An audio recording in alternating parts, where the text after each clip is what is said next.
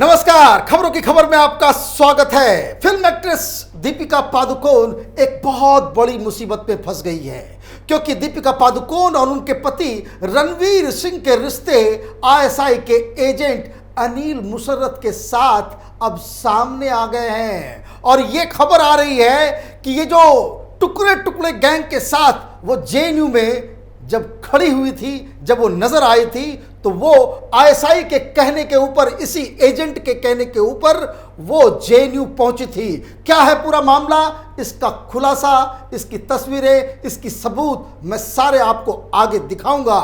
लेकिन 18 घंटे बीत गए हैं जब ये खुलासा हुआ कि किस तरीके से पाकिस्तान की खुफिया एजेंसी आईएसआई, जिहादी संगठन और अंडरवर्ल्ड ने बॉलीवुड में अपना कब्जा जमा रखा है। और सरकार की तरफ से, होम मिनिस्टर अमित शाह के दफ्तर की तरफ से एक लेटर जारी किया गया था कि ये सारे लोग जिनके जिनके भी रिश्ते इस अनिल मुशर्रफ और टोनी अशाई के साथ हैं, वो अपने आप को उससे डिसोसिएट करें, उससे अलग हो जाएं। अगर उनका कुछ लेना देना है तो वो पब्लिकली आकर के अपनी सफाई दे दें। लेकिन अभी तक कायरों की भांति ये सारे एक्टर्स, ये सारे प्रोड्यूसर्स, ये सारे डायरेक्टर्स, ये सारे लोग अभी भी छिपे बैठे हुए हैं, शायद इस सिचुएशन को मैनेज करने की कोशिश में लगे हुए हैं। लेकिन मैं आपको बता दूं कि खबर अब ये आ रही है कि जिस तरीके से पाकिस्तानियों का इन्वॉल्वमेंट बॉलीवुड में रहा है, जिस तरह से इन लोगों ने एक रैकेट क्रिएट कर रखा है, बॉलीवुड के अंदर एक माफिया बना रखा है, उस पे अब सरकार ने बिल्कुल ही कड़े स्टैंड ले लिए हैं। और बहुत जल्दी एनआईए, जो टेररिज्म और इस तरह के गतिविधियों को इन्वेस्टिगेट करती है, इसका जांच करती है, वो बॉलीवुड में ये जो चल रहा जो घपला, उसकी तहकीकात में जुटेगी। सिर्फ एनआईए नहीं, साथ ही साथ ईडी को भी इस काम पे लगाया गया है कि ये जो पाकिस्तानी एजेंट्स, ये जो आईएसआई के लोग, ये जो कश्मीर के नाम पे जो पूरी दुनिया में हिंदुस्तान को बदनाम करते हैं, उनके रिश्ते कितने गहरे हैं। क्या उन लोगों ने बॉलीवुड की फिल्मों में इन एक्टर्स के साथ, इन प्रोड्यूसर्स के साथ कोई बिजनेस पार्टनरशिप की है? क्या वो फिल्मों में इन्वेस्ट अभी भी कर रहे हैं? ये तमाम कई बड़े सवाल खड़े हो गए हैं, जिसका अब सरकार ने, इसको कह सकते हैं कि उसके नोट कर लिया है और अब इसकी तहकीकात शुरू होने वाली है, क्योंकि बहुत बड़े बड़े नाम हैं। कैपिटल टीवी लगातार इस बात को कहता आ रहा है कि सुशांत सिंह राजपूत की मौत खाली नहीं जाने वाली है। और सरकार को अब यह समझ में आ गया है कि किस तरीके से बॉलीवुड के नाम पे लोगों ने फिल्म इंडस्ट्री को एक धंधा बना दिया है, जहां प्रॉपर्टी डीलर्स, जहां हवाला का काम, जहां अंडरवर्ल्ड अपना रैकेट चला रहे हैं, ड्रग माफिया काम कर रहे हैं, वहां पे प्रोस्टिट्यूशन का काम चल रहा है। इन सारी चीजों की सफाई के लिए सरकार ने अब एक्शन लेना शुरू कर दिया है। लेकिन आज जो खबर आई है, जो मैं आपको बताने जा रहा हूं, उसे सुनकर आपका दिमाग हिल जाएगा। एक शख्स का नाम आया है इस पूरे रैकेट में, जिसका नाम है अनिल मुशर्रफ। ये अनिल मुशर्रफ है कौन? ये अनिल मुशर्रफ एक बहुत रिच आदमी है, इंग्लैंड के मैनचेस्टर में रहता है और मूलतः ये पाकिस्तानी नागरिक है। ये कोई आम नागरिक नहीं है, ये एक ऐसा शख्स है जो इमरान खान का बहुत ही क्लोज मित्र है। और इमरान खान के साथ इसकी दोस्ती इतनी है कि ये जो चुनाव, जो पिछली बार जब इमरान खान लड़ रहे थे, तो उसके लिए जो फंड जो इकट्ठा किया गया, उसे इकट्ठा करने वालों में सबसे पहला नाम अनिल मुशर्रफ है। दूसरी बात, इमरान खान ने पाकिस्तान के लोगों को यह वायदा दिया था कि वो एक हाउसिंग सोसाइटी बनाएंगे, जिनके पास घर नहीं है उनको घर कम कीमत में दिलवाएंगे।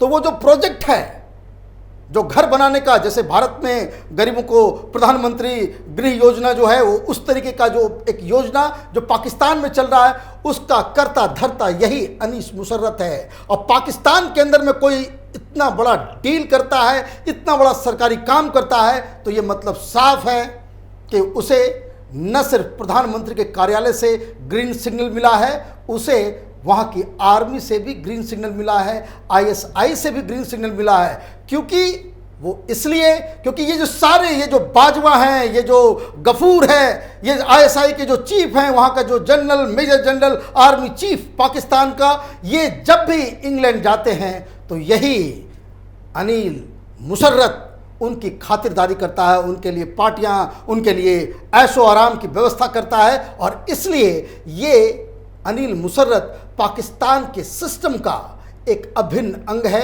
और जिसके जरिए पाकिस्तान की आईएसआई हिंदुस्तान के बॉलीवुड में घुस गए, हिंदुस्तान के बॉलीवुड को अपने कब्जा में लेने की पूरी तैयारी में जुटी हुई है और उसके जरिए प्रोपेगेंडा करती है। लेकिन अब सवाल दीपिका पादुकोण का है। दीपिका पादुकोण का क्या रिश्ता है इस अनिल मुशर्रफ से और वो क्यों इसके नाम को घसीटा जा रहा है कि आईएसआई के साथ इनके कनेक्शन हैं। वैसे मैं आपको बता दूं, आईबी के बहुत सारे अधिकारियों ने ये इत्तला उस वक्त ही दे दी थी कि दीपिका पादुकोण, उस समय आपको याद होगा कि पूरे देश में बवाल चल रहा था जेएनयू के नाम पे, हर जगह प्रदर्शन चल रहे थे और हर जगह प्रदर्शन में फ्री कश्मीर का बैनर नजर आ रहा था और लोग जब पकड़ते थे, जब मीडिया वाले पूछते थे तो ये लोग कहते थे कि नहीं, ये तो कोई किसी ने पोस्टर उठा लिया, किसी ने बैनर चढ़ा दिया। लेकिन अब ये खुलासा हो चुका है कि इन सारे जो प्रोटेस्ट हो रहे थे इसके लिए पैसा विदेश से आ रहा था। देखिए आप किस तरह से पीएफआई का पूरा लिंक नजर आ रहा है, किस तरीके से केरल में जो वो सोने का जो स्मगलिंग का जो पूरा रैकेट पकड़ाया है, इससे ये क्लियर हो गया है कि केरला में सोना आता था और पैसा कश्मीर के आतंकियों के बीच बांटा जा रहा था, ये प्रोटेस्ट करने वाले लोगों के बीच बांटा जा रहा था। ये लिटरल कबाल ये स्मगलिंग के पैसे से इस देश में फ्रीडम ऑफ एक्सप्रेशन की लड़ाई लड़ रहे थे। ये सारी तस्वीरें, ये सारी चीजें और हर जगह वो फ्री कश्मीर का बैनर चल रहा था। अब ये खबर आ रही है कि दीपिका पादुकोण को जेएनयू में जाने के लिए 2 जगह से फोन कॉल्स आए थे। पहला फोन कॉल दुबई से आया था और दूसरा इंग्लैंड से आया था। अब ये तय करना बड़ा मुश्किल है कि ये अनिल मुशर्रफ थे या कोई और थे, लेकिन अब जो ये खुलासा हो रहा है कि अनिल मुशर्रफ की वजह से ही उन्हें कहा गया कि आप जेएनयू में जो प्रोटेस्ट चल रहा है आप वहां जाओ, और ये भागी भागी वहां से चली आई थी। एक शब्द उन्होंने नहीं कहा। अब ये रिश्ता क्या है, तो रिश्ता बहुत सारे अब निकल रहे हैं। ये इसकी जांच ईडी करने वाली है कि ये जो बॉलीवुड के अंदर में जो पाकिस्तानी एजेंट्स जो हैं आईएसआई के, वो किस तरीके से इन्वॉल्व हैं। अगर कोई पाकिस्तानी बिजनेसमैन से फिल्म के लिए लीगल तरीके से इन्वेस्टमेंट कराता है, कोई बुराई नहीं है।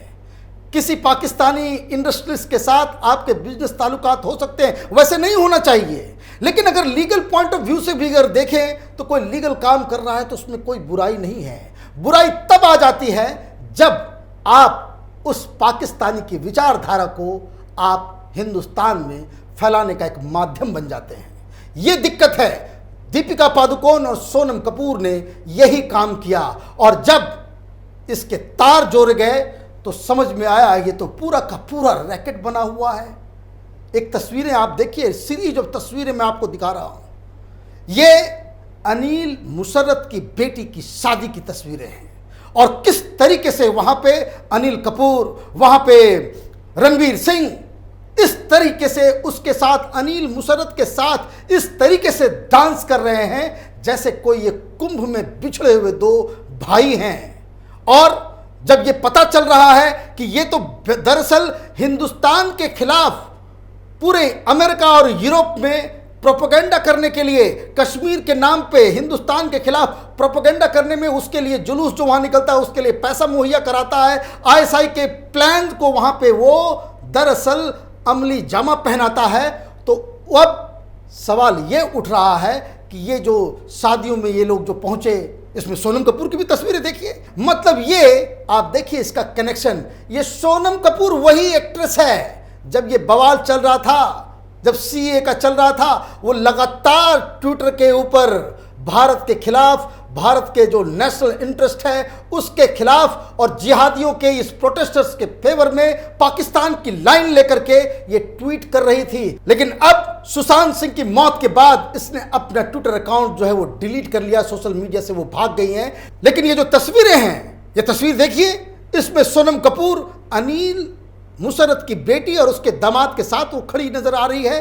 तो कहने का मतलब है कि बहुत ही घनिष्ठ रिश्ते हैं और ये किस तरह के रिश्ते हो सकते हैं, इसकी तहकीकात होनी बहुत ज़रूरी है। और मैं ये कह रहा हूं कि सिर्फ ये नहीं कि ये सिर्फ और सिर्फ ये लोगों ने ट्वीट किया या दीपिका पादुकोण वहां पहुंचती है और ये मसला खत्म हो जाता है, ऐसा नहीं है। क्योंकि जैसे ही वो वहां पहुंचती है जेएनयू के अंदर, जेएनयू क्या है, जेएनयू छोटा सा कैंपस है, वहां मारपीट की घटना हुई थी, वहां पे प्रोटेस्ट चल रहा था। ये कोई इंटरनेशनल इशू नहीं है, हिंदुस्तान पाकिस्तान का मसला नहीं है, लेकिन उस जगह भी फ्री कश्मीर का एक पोस्टर निकल आता है, मुंह में भी प्रोटेस्ट हो रहा है, फ्री कश्मीर निकल आ रहा है। और जब ये जाती हैं तो जो आईएसआई का जो वहां पे चीफ है, वहां पे जो आईएसपीआर का जो पीआर देखता है, वो गफूर, उसने क्या ट्वीट किया उसी दिन, आप देखिए क्या उसमें ट्वीट में लिखा हुआ है। Kudos Deepika Padukone for standing both with youth and the truth, you have prove to be brave person in difficult environment, earning respect, humanity is above everything, Deepika Padukone.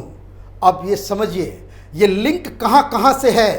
ISI का एक अधिकारी ट्वीट कर रहा है दीपिका पादुकोण जब वो जाती हैं, लेकिन जैसे ही ये ट्विटर तो पूरी दुनिया में है, जैसे ही गफूर ने ये ट्वीट किया बवाल मचा, लोगों ने इसका कनेक्शन जोड़ना शुरू किया।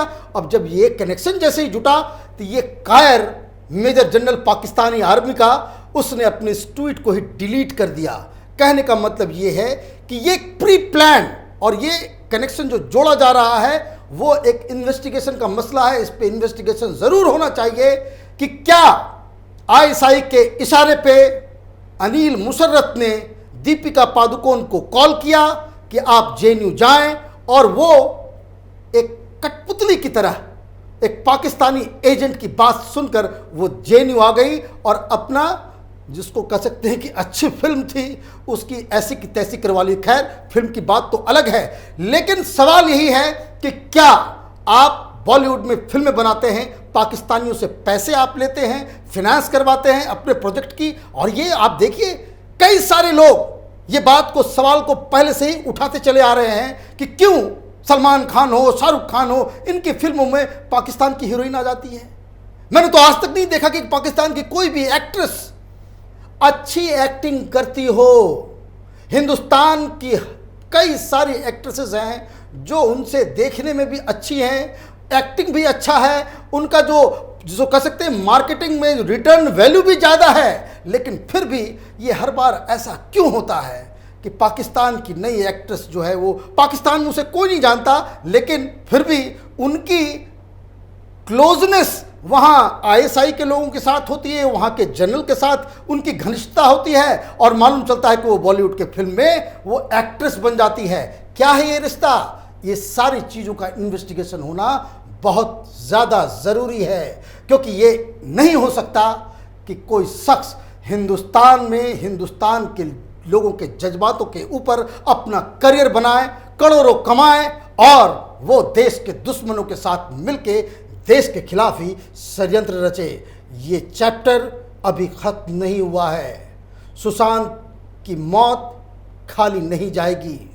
ये जो कुछ लोगों ने मिलके सुशांत सिंह राजपूत को आत्महत्या या हत्या जो भी है उसकी ज़िंदगी खत्म करने की जो प्लानिंग की थी, ये अब पाप का घड़ा ये बिल्कुल भर चुका है। और अच्छी बात यह है कि सरकार जग चुकी है और इन सारी चीज़ों का, ये जो अंडरवर्ल्ड, ये दाऊद इब्राहिम, ये आईएसआई, ये जिहादी कनेक्शन, इसकी तहकीकात होनी ज़रूरी है। इस पे लगातार हम वीडियो बनाते रहेंगे। आप देखते रहिए कैपिटल टीवी। हमारे वीडियोस को लाइक कीजिए, शेयर कीजिए और हमारे चैनल को सब्सक्राइब कीजिए। धन्यवाद।